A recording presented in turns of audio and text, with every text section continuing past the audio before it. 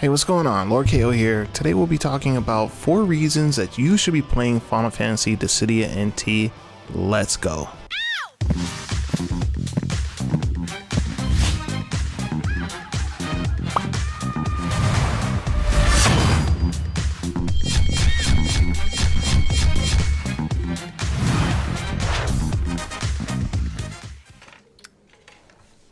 Who's that guy?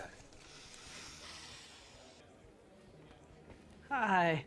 Make it easy on yourselves and give up now. Let me tell you a bit of a backstory about myself. I've been playing fighting games on and off for the better part of about 15 years, both casually and competitive. I started off playing games like Smash Melee, Brawl, Marvel 2, Marvel 3, Tatsunoko vs. Capcom, and the Alpha series. When we heard that Dissidia was actually going to be receiving a stateside port of the arcade launch, I pretty much switched my entire focus to playing and learning that game in more of a competitive / casual manner, eventually segueing to more of a TO and community leader aspect within the community. I'm the host and organizer of Dissidia Friday Night Fights, which is a weekly exhibition series, as well as Clash of the Gods, which is our Dissidia Networks, the main Discord hub that we use for all Dissidia networking. In addition, we pretty much ran events kind of all across the coast so far. We've partnered with numerous offline venues to host Dissidia NT, such as Next Level in New York City, PSG and Press Start Gaming in Las Vegas during this last year's Evo. So in short, you could probably say I'm a pretty big fan of this title. Follow my lead, everyone.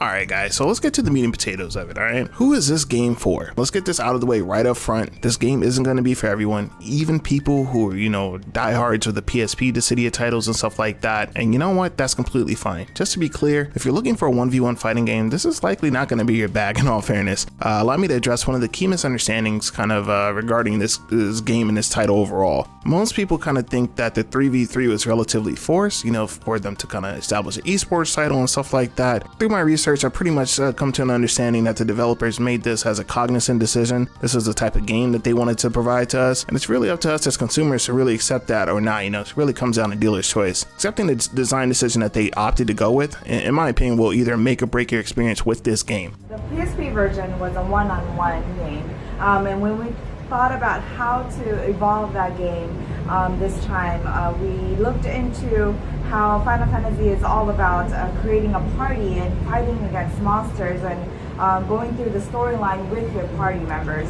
And so trying to bring that element into the action and fighting genre, we felt that the 3 versus 3 would be fun to do and then appealing as a game as a whole, to have that unique experience to fight in a party in an action game.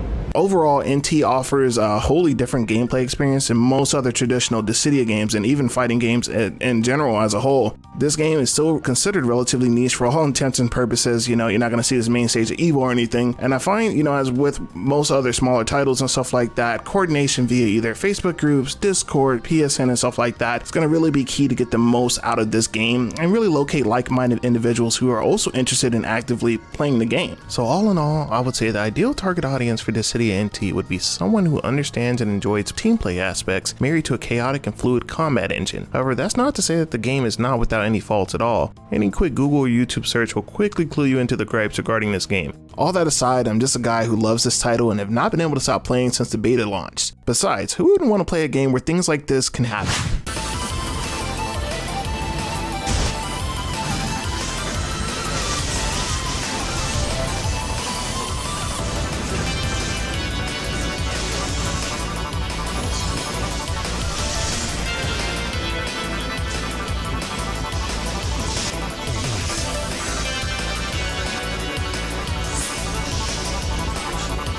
Bust that down! Oh!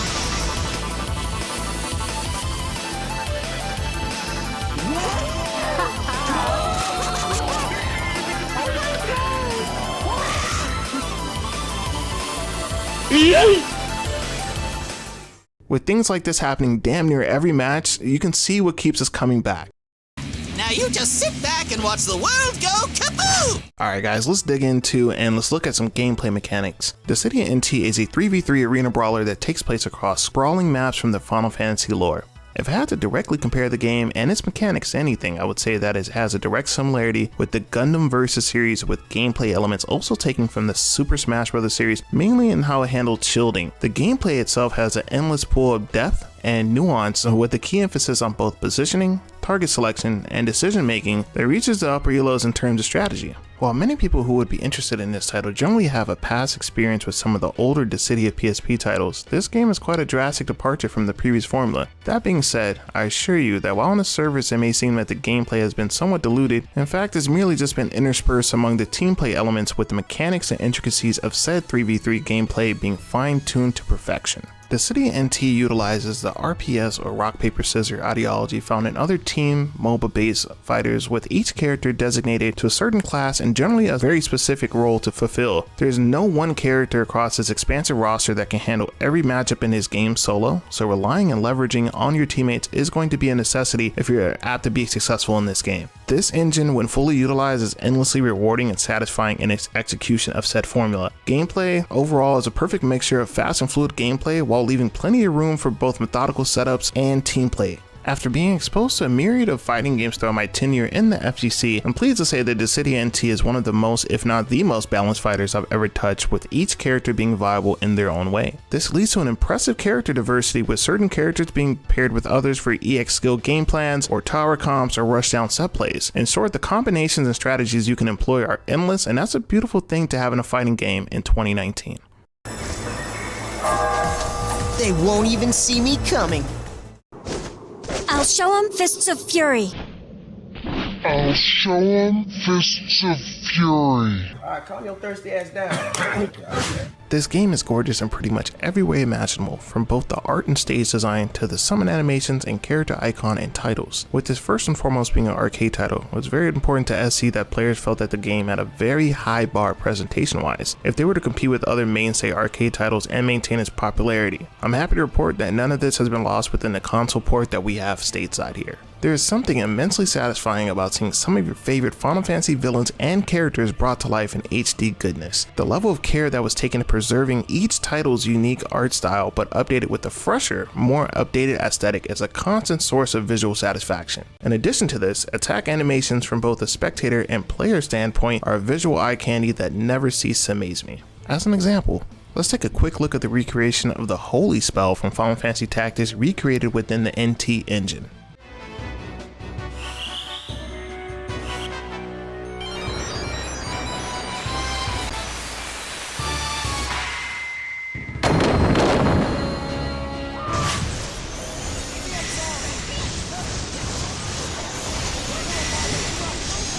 Overall, in terms of both visual acuity and ensuring that each character is true to form from their respective titles, paired with excellent costume design and voice performances, SE has surely delivered on this front. Give me a hug! Too bad you crossed our path. 8 months ago, SE made the decision to make the game free to play, in addition to moving the game over to the Steam platform to help bolster overall access to the game. The free to play edition has a rotating roster of 4 characters per week, which serves to allow players to get a feel for each role and the game's overall mechanics. While there are differences, this gives curious players an easy way to try out the game with no commitment, and if you're interested, the entire game can generally be had for less than $20 throughout most outlets. Keep your wits about you and we have naught to fear. Coming from a background of both Marvel vs. Capcom 3 as well as Marvel vs. Capcom Infinite, I've dealt with my fair share of games that lose developer support at a pretty rapid pace. That being said, SE has done a pretty excellent job thus far keeping the game fresh and up to date as possible, all things considered. There's a monthly broadcast that takes place from Japan that breaks down upcoming updates to the game, patch notes, new characters, costume updates, special events, etc. This update is generally made available via PS4 in a little under 2 weeks from its announcement, which is pretty decent turnaround time based off my experience with other fighting games thus far. SE has also done a pretty admirable job with ensuring that the roster is constantly being tweaked and updated based off player feedback, and that each character still feels pretty unique and viable in their own way. In regards to new characters, they generally have been sticking pretty close to a new character every 2 to 3 months, with the most recent addition being Gabranth of Final Fantasy XII notoriety. The director of NT has stated on several occasions the team's intention on filling the roster with all returning cast members from previous titles, plus new additions, which seemingly bodes well for the game's continued support and future overall.